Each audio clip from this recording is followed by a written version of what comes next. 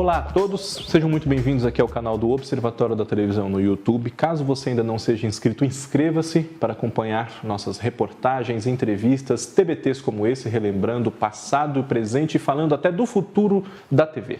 Eu sou Fábio Costa, um feliz 2019 para você. Caso você queira acompanhar outros TBTs para relembrar os temas que nós já tratamos por aqui, esteja à vontade no nosso canal, todos os vídeos estão aí postados, confira, certo?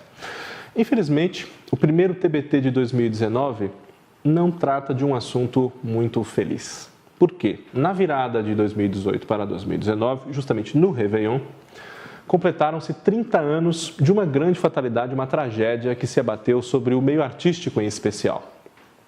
O Bateau Mouche 4, um barco que faria um pequeno trajeto no Rio de Janeiro, na Baía de Guanabara, para celebrar o Ano Novo, ele afundou pelo excesso de peso, por uma série de negligências e irregularidades desse trajeto. E a vítima mais célebre entre as dezenas, mais de 50 pessoas que faleceram nessas circunstâncias, foi Yara Amaral. Yara Amaral tinha 52 anos de idade na ocasião, era uma das atrizes mais celebradas da sua geração naquele momento e ao longo da década de 80 se tornou cada vez mais popular graças não só aos trabalhos no teatro, que lhe rendiam muitos prêmios e grandes bilheterias, como nos grandes êxitos de audiência na televisão dos quais ela participou. Por exemplo, Yara Amaral havia acabado de fazer muito sucesso numa novela das 6 que havia acabado há poucas semanas, Fera Radical, de Walter Negrão, recentemente reprisada pelo canal Viva.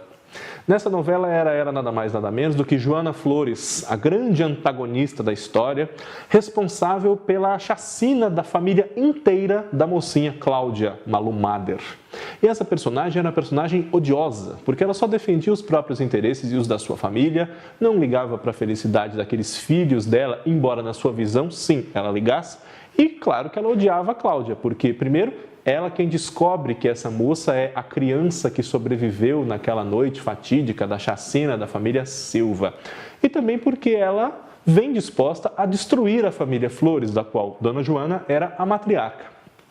Há uma cena muito marcante no desfecho da novela que Joana tenta matar Cláudia para impedi-la de se tornar sua nora, porque ela se casaria com seu filho Fernando, o papel de José Maier. Mas as duas se engalfiam e quem leva um tiro é a Dona Joana, personagem da Yara, que, se estivesse viva, provavelmente estaria até hoje em atividade e teria interpretado muitos outros papéis célebres graças ao seu grande talento, né? Yara Amaral, em pouco mais de 20 anos de carreira, interpretou grandes personagens na televisão, no teatro e também no cinema. O prêmio Molière, que é o mais importante para os atores de teatro mesmo hoje, foi conferido a ela em 5 ocasiões.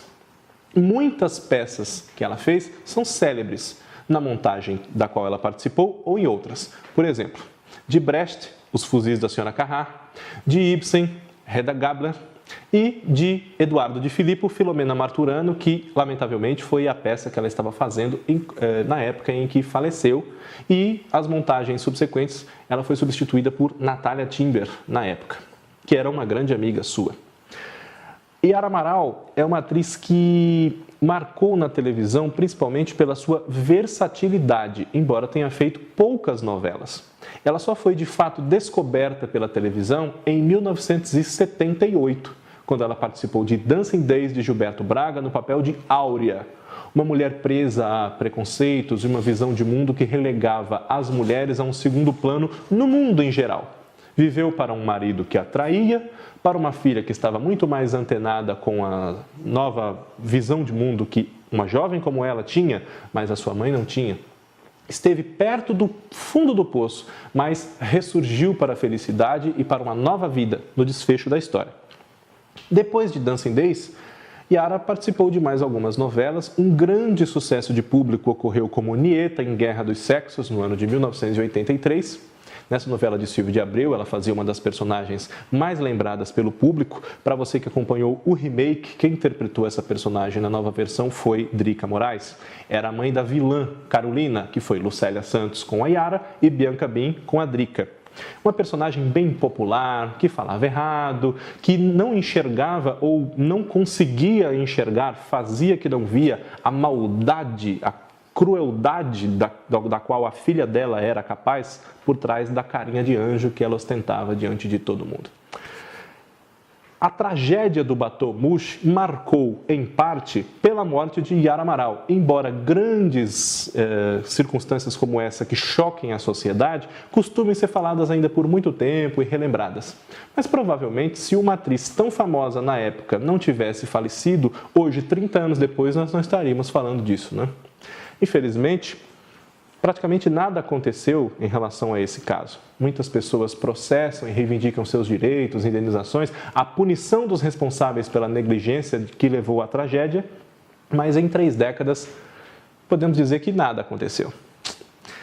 Na semana em que se celebra esses 30 anos do naufrágio do Batomush e da morte de Yara Amaral, que é uma lembrança triste, nós também tivemos no dia 31 de dezembro de 2018 a partida de Etty Fraser. Etty Fraser tinha 87 anos de idade. Há alguns anos passava por alguns problemas de saúde que inclusive limitaram a sua capacidade de atuar fora de São Paulo. Os médicos haviam recomendado que ela não viajasse mais de avião e muito menos de carro para um trajeto tão longo quanto de São Paulo para o Rio de Janeiro, onde em geral são gravadas as novelas da TV Globo e da Record TV. Então, por essa razão, o último trabalho de Etty Fraser na televisão havia sido Uma Rosa com Amor, novela do SBT que foi exibida em 2010, na qual ela interpretava a personagem Dona Antonieta e foi escrita por Tiago Santiago a partir do original de Vicente Sesso, dos anos 70. Etty Fraser trabalhou em várias emissoras de televisão e não só como atriz. Ela fez novelas e minisséries na TV Globo, TV Record, SBT, Bandeirantes e Excelsior, além da TV Tupi, onde foi uma parceira constante do escritor Geraldo Vietri, em novelas como Nino Italianinho, Vitória Bonelli, Meu Rico Português e Os Apóstolos de Judas. O tipo físico de Etty favoreceu com que ela sempre ganhasse personagens bonachonas, amigas de todos, mãezonas, depois as vovozinhas, sempre alegres e dispostas a ajudar o vizinho e o familiar. Nessas novelas, em várias emissoras, basicamente foi esse tipo que ela fez. Embora também tenha feito, para quem se lembra, em Torre de Babel, a Dona Sarita, uma tia meio trambiqueira da personagem Bina, vivida por Cláudia Gimenez, que levava ali adiante o núcleo de humor com outros companheiros como Carvalhinho e Cleide Diáconis. Etty Fraser iniciou sua carreira atuando nos primórdios do que viria a ser o Teatro Oficina com José Celso Martinez Correia. Foi a época em que ela também conheceu seu marido, já falecido há alguns anos, Chico Martins, que também era ator e fez muitas novelas da Tupi, com ela e sem ela. Etty Fraser participou de muitas montagens históricas do teatro, especialmente nessa época, e nós podemos destacar, por exemplo, O Rei da Vela, de Oswald de Andrade, que ainda hoje é celebrada como uma das montagens que reinventaram o teatro brasileiro, e também A Vida Impressa em Dólar, de Clifford Odets, e Pequenos Burgueses, de Máximo Gorki. Por essas peças, Etty Fraser foi ganhando cada vez mais reconhecimento da crítica especializada e também do público.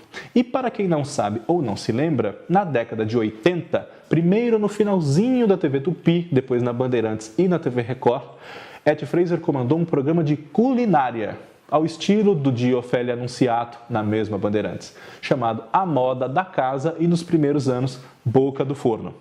Etty Fraser não sabia cozinhar muito além do trivial de todo mundo em casa, mas foi aprendendo conforme ensinava essas receitas para o seu público. E por isso tornou-se uma cozinheira de mão cheia, embora no fim da vida confessasse que não se lembrava mais da maioria das receitas que fez na televisão. Com um sorriso, apesar das circunstâncias tristes e de Etty Fraser ter morrido justamente numa época de tanta festa, de tanta alegria, de tanta renovação de esperanças nas nossas vidas, é que a gente se despede dela e sempre vai se lembrar, porque ela nos inspirava isso, felicidade, alegria e sorrisos, né? E o TBT da TV dessa semana se despede com saudade das duas atrizes, Yara, falecida há 30 anos, Etty, falecida há poucos dias, mas que deixaram a sua marca para nós aproveitarmos da melhor maneira possível. E fica uma dica: se você tiver a oportunidade, assista Yara Amaral na minissérie Anos Dourados, de Gilberto Braga, que há disponível em DVD. Se eu não me engano, ainda está disponível para assinantes do Viva Play e outros serviços semelhantes do Grupo Globo. no papel de Dona Celeste, mãe de Lurdinha, a protagonista, vivida por Malu Mader. E veja Etty Fraser em capítulos esparsos que há pelo YouTube de Torre de Babel e das novelas da TV Tupi, caso você não conheça o seu trabalho, ou no filme Durval Discos, de Ana Mui Laerte, onde você pode ter uma ideia da grande atriz que ela era e da falta que vai fazer. Um abraço a você, feliz 2019 novamente, nos encontramos na próxima semana.